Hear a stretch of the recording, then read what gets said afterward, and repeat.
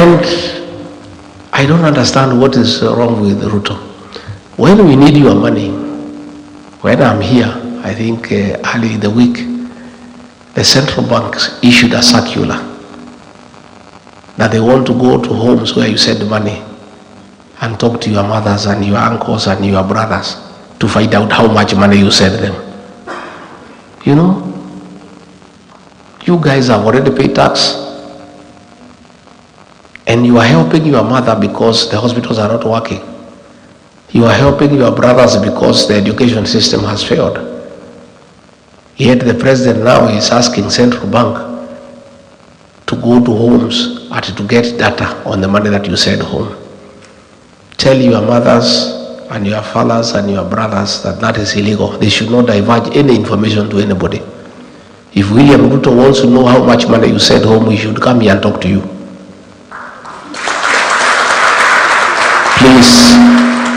Please, William Ruto, don't harass our parents. Don't harass poor people back at home whose only crime is being held by people in the diaspora because your country is not working. If things were working, these people would not be sending them back home.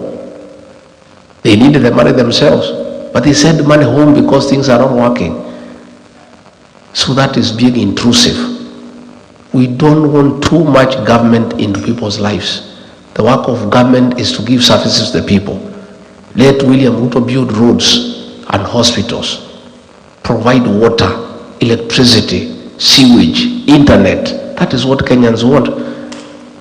But he cannot send people in homes with the fitina to ask people, oh, I hear your daughter is in America, how much does she send you? That is rubbish. And you must tell the people you help at home, there is no legal requirement for them to divulge the help you give them. That is very personal. That is personal information. It's like asking you why you love your wife. Do you have to give that information? It's privileged personal information that is confidential. So please tell your beneficiaries, those you help, not to give that information to anybody. Again, I want to interest you to invest home. Let's have a discussion.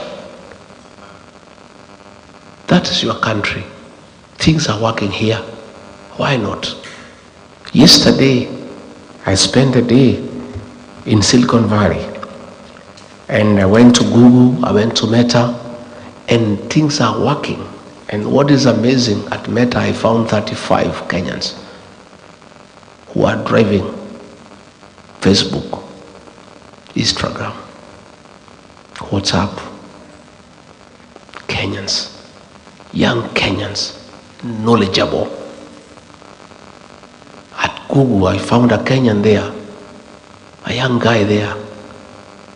They are the guys behind the success of that great establishment. Later on, I met executives in the Silicon Valley running successful businesses. And you know, when I listen to people at Google, I listen to people at Meta on the ideas they have on innovations, on artificial intelligence, I was so embarrassed that despite having that kind of capacity with Kenyans to turn around our digital information technology, that our Minister for ICT is William Kabogo. Are you also not embarrassed? It's embarrassing. A guy who knows nothing about IT. He has no idea whatsoever. Yet we have Kenyans who are driving mega corporations in matters innovation here in the United States and all over the world. These are the Kenyans that I seek to partner with when we form government to transform our country.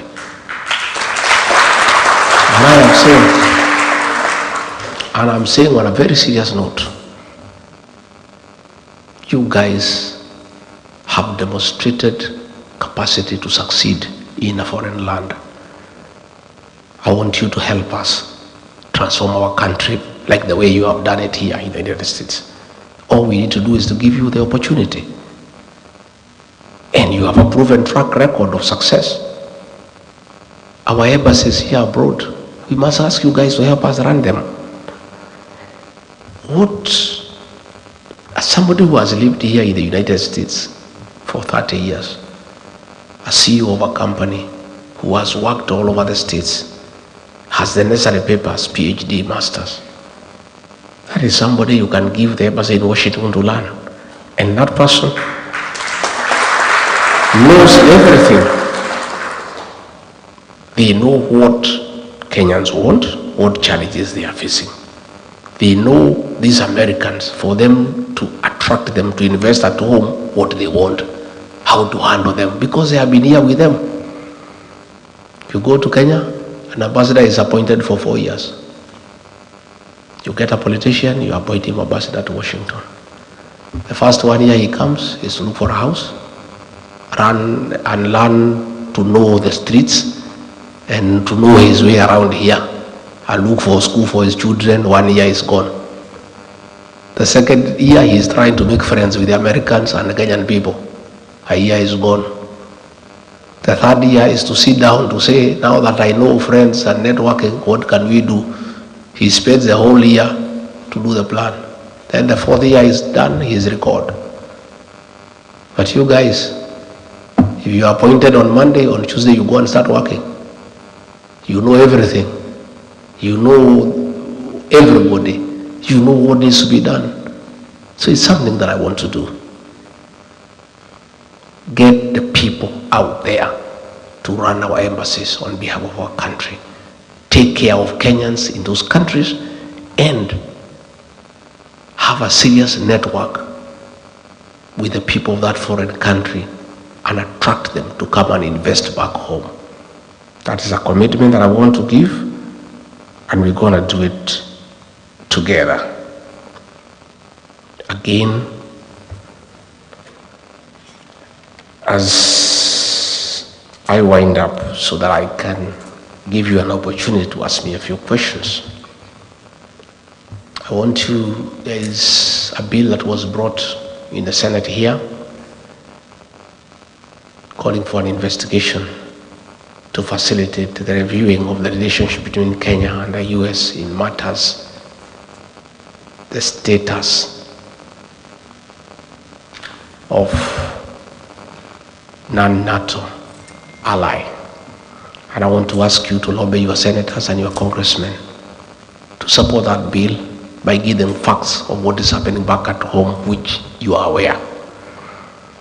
I've seen people back at home trying to blame me because of that matter that has been brought to the Senate. I did not bring it. I'm not a senator in the US. They are directed their anger at me. All manner of accusations.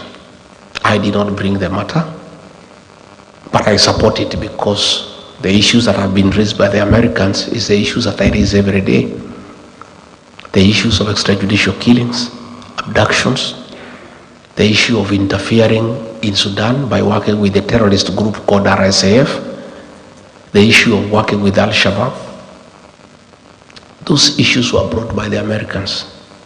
And all I said is that Kenyans should support by giving information to the legislators here to enable America hold William Ruto to account. And I did ask the Americans not to impose sanctions on Kenya because Kenya is innocent, but to apply sanctions against William Ruto as a person so that he can be brought to order. So I found a member of parliament from Mandera there.